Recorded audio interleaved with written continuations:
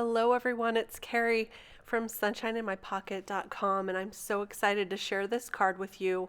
I have this Inner Mermaid stamp and die set, and it's by Ellen Hutson. It's one of my favorites because this mermaid tail is just so beautiful. So today I thought I'd share with you how to make a mermaid card. And I'm going to be using this stencil from My Favorite Things, which is the Wave Stencil. I've got some sand embossing powder and some beautiful sparkles. This is like a glitter from Wow Embossing, and it is called Atlantica. It's so pretty and perfect for a mermaid card. This sand embossing powder is one of my favorites. I couldn't find where to link it up for you, but I've linked up a similar one if you're interested in looking for sand embossing powder. And then I have this Glitz glitter gel from Gina Designs, and I thought it would be beautiful on this card. I ended up not using it though. This video was originally going to be part of a video hop, but I had so many technical difficulties. I had to film parts of this video a couple of times. I just couldn't get it all completed in time. And so I thought I would share this with you anyway. This is my second time actually filming this video. I've already previously colored up some shells and starfish, and I'm going to now show you how I colored up these mermaid tails. I will be listing all of the colors for you on the screen. I have here some BGs, which are of course my favorite of all the Copic markers. I use them a lot, and I'm going to start out with the darkest on the tips of the tail and then blend it out to the lightest, and just the top portion of this tail of this mermaid is going to be in those blue colors. Then I'm going to take some purples, and I am going to blend the darkest here near the closest to the tail, and then blend it to the lightest purple and blend it right into the blue colors. I really like the look of this for this mermaid. The other mermaid tail I'm going to do a little bit differently, but this one will be blues and purples, which is perfect for a mermaid. And then I went back with the BGs and just blended all of those together. So isn't that fun with the purples and the blues? Kind of fun. For the tail, I also went ahead and outlined those lines with the darkest purple, and that just gave it a little more dimension and also brightened that tail up.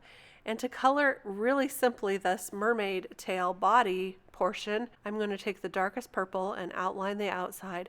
Then I'll blend that out real simply with the lighter and then going into the lightest purples, and I add one more even lighter purple to blend that all together. I'm going to do this one more time so that I get a really good, beautiful blend and the darkest shades of the color. Now, it doesn't really matter how well you color in these mermaid tails because we're going to be adding a little bit of that mermaid sparkle to them. And so it's really going to make this mermaid tail shine. For this one, I'm going to do the tail in some greens, and that YG03, it has a little rubber band around it. And what that means is it is time for me to refill this marker. I don't currently have the refill for this. In fact, if you are collecting Copics, you probably know that the refills for the Copic markers have been out for a really long time. It's very difficult to find them, and I've just been kind of listening to other people, and I think that a lot of the new ones are now in. So it's time for me to go take some stock and see what I need. For this tail, I'm going to kind of color it up in some stripes. I'm not really blending this out at all, which again, as I say, won't really matter because part of this tail I'm actually going to cut shorter, which makes me cringe to say, but that's the reality. To make it fit on the card, I did have to cut it a little shorter. So you'll see in just a minute, it still turns out just so pretty. Again, I'll outline those lines with a green color here, and now is time to add that sparkle. So I'm just going to use some Gina Connect glue to add some dots onto some scales just here and there where I think it's going to look good. And now I'm going to take that glitter, and you can see it's got some larger pieces of silver in there. It's got some smaller glitter. It is just so pretty, and it's perfect for a mermaid tail. I'm going to do the same thing to the purple one, and this is really going to make it shine. So as I add this glitter, I'm going to hold this up so you can see it. Some of the glitter that's sticking out, I'm just going to push right back in there. And this will need to have some time to dry. But look at that sparkle.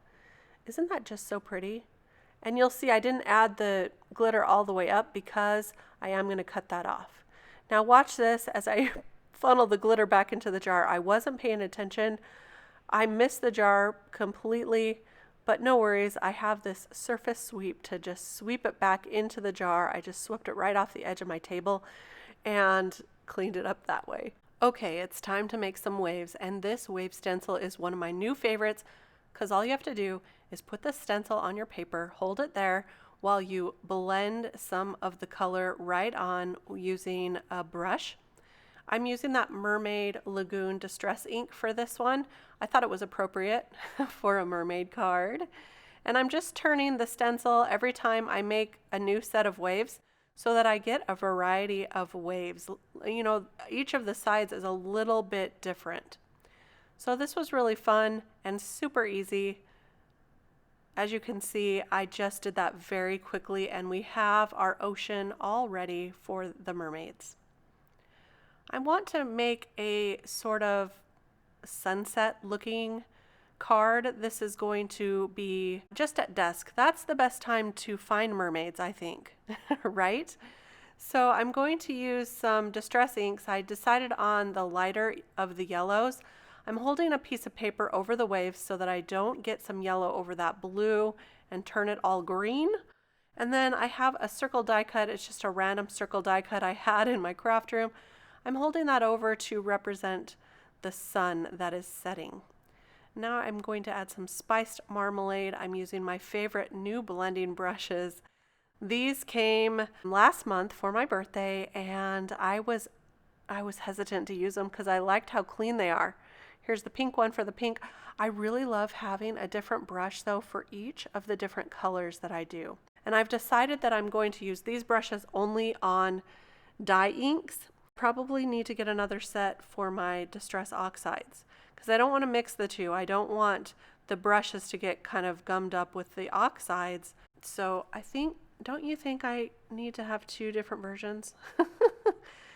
Oh, well, here's our sunset. Turned out so beautiful. Just a little bit of blending there. It was super fast. And for the beach, I'm going to take a VersaMark pen and add that sand embossing powder. It's one of my favorite ways to make a little bit of a idea of a beach. And I can just see myself right now sitting on this beach watching for mermaids at sunset. It would just be perfect. One of my favorite hobbies, for sure. Can you believe I haven't been to the beach in over 2 years? That's why I have to make so many beach cards. It's very therapeutic. So there is the card background, and now it's time to die cut these mermaid tails. You could easily cut these out as well if you don't have the dies, but I find the dies are so fast and so easy to line up. There you go. I've got both of them cut out now, and now I'm just going to arrange my card. One thing I also love about these Ellen Hutson dies is they come with that magnet already, and the dies and the stamp sets come already in a pocket, a stamp pocket, and they're already labeled for you. Now that is like a dream for me. I'm going to quickly stamp on the sentiment, and I chose Hope Your Day is Fintastic.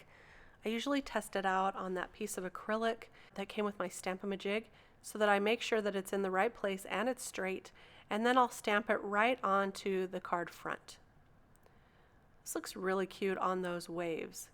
So now I will arrange those mermaid tails. As I say, I'm going to cut this one off just a little bit to make it fit perfectly on the card here. I'm going to have that one kind of behind that wave, this one here behind the other wave, and I will go ahead and use these 3D foam squares on the tails and then just glue down the lower portion. So it gives a little bit of a 3D look, like they're coming right out of the ocean there. I'll do this one as well and add a little bit of glue to the bottom there. And that will be our card. The last thing we have to do is add the shells that I previously colored to this one. I'm just going to glue those straight down with some liquid adhesive, and then we'll add it to the card base. I'm going to use a top folding card for this one that's 110-pound paper, so that'll give it some extra weight. And there is our card. Hope your day is fantastic. I really, really do. So let me show you that sparkle. You can see that here. Here's the first one I made that the video didn't completely turn out, which is why I made the second one, but that's okay because now I have 2 cards to send to 2 friends who need a fantastic day. So I hope you enjoyed this process video today. I really enjoyed sharing it with you. I'd love to hear about your hobbies and what you like to do, besides make cards, of course. And thank you so much for stopping by. I'll be back real soon with more inspiration. Here's a few more videos you might be interested in. Don't forget to hit that like button if you liked it and subscribe to my channel. We'll see you next time. Bye-bye.